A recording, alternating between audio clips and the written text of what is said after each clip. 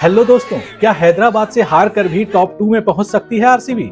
इस वीडियो में जाने पूरा समीकरण। साथ ही सनराइजर्स हैदराबाद से हारने की क्या वजह बनी और किन 5 गेंदों ने बदल दी आरसीबी की पूरी कहानी। जानने के लिए अंत तक देखिए ये बैटिस्टिक वीडियो। 6 ओवरों तक आरसीबी के 72 तो हैदराबाद के 71 रन। 10 ओवरों तक आरसीबी के 118 रन तो हैदराबाद के 113 रन और 15 ओवर तक आरसीबी के 167 रन तो हैदराबाद के 168 रन। ये स्कोर बीती रात आईपीएल में हैदराबाद के 231 रनों के विशाल स्कोर के जवाब में उतरी आरसीबी की पारी के 15 ओवर तक का है। यहां तक मुकाबला पूरी तरह आरसीबी की पकड़ में दिख रहा था और वो एक बड़ी जीत की ओर आगे बढ़ रही थी, लेकिन अगली 5 गेंदों पर जो हुआ उससे ये टीम संभल नहीं सकी। उसका मध्यक्रम पूरी तरह बिखर गया और पॉइंट टेबल के शीर्ष 2 पायदान पर नजर जमाई ये टीम 42 रनों के बड़े अंतर से हार गई। इस हार की वजह से आरसीबी दूसरे से खिसक कर तीसरे पायदान पर आ गई है। 231 रनों के लक्ष्य का पीछा करते ओपनर्स विराट कोहली और फिल सॉल्ट ने दमदार शुरुआत दी। पहले विकेट के लिए दोनों ने 7 ओवर्स में 80 रन जोड़े। कोहली 25 गेंदों में 43 रन मारने के बाद आउट होने के बाद भी सॉल्ट 32 गेंदों पर 62 रन बना चुके थे, जिसमें छक्के चौके वो लगातार बरसाते रहे और स्कोर 10.3 ओवर में 120 तक पहुंच गया। फिर 10 रनों के अंतराल पर सॉल्ट और मयंक अग्रवाल आउट हो गए, लेकिन रजत पाटीदार और कप्तान जितेश शर्मा पिच पर जल्दी ही जम गए और तेजी से रन बटोरने लगे। एक ओर ये दोनों चौके छक्के जमा रहे थे तो दूसरी तरफ कैमरामैन टीवी स्क्रीन पर टीम डेविड, रोमारियो सेफर्ड और कुणाल पांड्या को दिखा रहे थे, जो पिच पर उतरने वाले अगले 3 बल्लेबाज थे। ये तीनों इसी टूर्नामेंट के अलग अलग मैचों में अपनी बिग हिटिंग का नमूना दिखा चुके हैं। टीम डेविड इसी सीजन में पंजाब के खिलाफ जब आरसीबी 95 रन ही बना सकी थी, तब केवल 26 गेंदों पर नाबाद 50 रन की पारी खेलकर प्लेयर ऑफ द मैच बने थे। दिल्ली के खिलाफ उन्होंने केवल 5 गेंदों में 19 रन जमा दिए।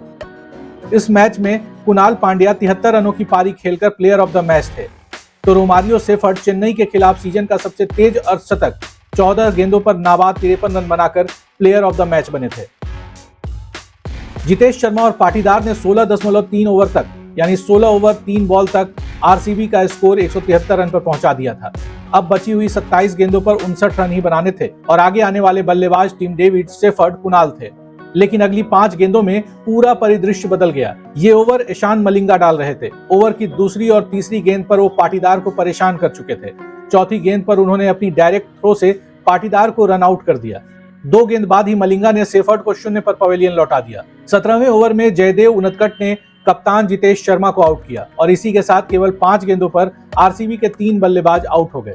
रही कसर मलिंगा ने अपने अगले ओवर में टीम डेविड को आउट कर पूरी कर दी। इसके बाद कुणाल पांड्या भी 19वें ओवर में आउट हो गए। 173 रन पर 3 विकेट से आरसीबी 189 रन पर ऑल आउट हो गई। उसके अंतिम 7 बल्लेबाज महज 16 रन ही जोड़ सके। बड़े शॉट्स खेलने में माहिर क्रिकेटरों से सुसज्जित आरसीबी के मध्यक्रम को इस तरह बिखेर कर हैदराबाद ने प्लेऑफ से पहले उनके लिए संभलने की चेतावनी दे दी है। मैच के बाद कप्तान जितेश शर्मा ने कहा, कभी कभी एक मैच हारना बहुत अच्छा होता है क्योंकि इससे आप अपनी खामियों की जांच कर सकते हैं। इस मुकाबले की सबसे सकारात्मक बात यह है कि इसमें सभी प्लेयर्स की आजमाइश का मौका मिला। ये आईपीएल 2025 में आरसीबी की चौथी हार थी। इस हार ने विराट कोहली की टीम को पॉइंट टेबल में तीसरे स्थान पर धकेल दिया है। अब सवाल यह है कि क्या इस हार के बाद भी आरसीबी पॉइंट टेबल में टॉप 2 में वापसी कर सकती है? अगर हाँ तो कैसे, और अगर नहीं तो वो कौन सी टीमें हैं जो उसका खेल बिगाड़ सकती हैं? आइए जानते हैं। रॉयल चैलेंजर्स बेंगलुरु के पॉइंट टेबल में अब 13 मैचों से 17 अंक हैं। पंजाब किंग्स के भी इतने ही अंक हैं, लेकिन श्रेयस अय्यर की टीम नेट रन रेट में बेंगलुरु से बेहतर है। आरसीबी का अब एक ही लीग मैच बाकी है। अगर वह मंगलवार को अपने अगले मैच में लखनऊ सुपर जायंट्स को हरा देती है तो उसके 19 अंक हो जाएंगे। इस तरह वो पॉइंट टेबल में टॉप 2 में लौट सकती है, लेकिन इसके लिए उसे पंजाब किंग्स और गुजरात टाइटंस के मुकाबलों पर भी निर्भर रहना पड़ेगा। वहीं अब हैदराबाद सुपर संडे को कोलकाता नाइट राइडर्स से भिड़ेगी, जो दोनों टीमों का इस टूर्नामेंट में आखिरी मुकाबला होगा।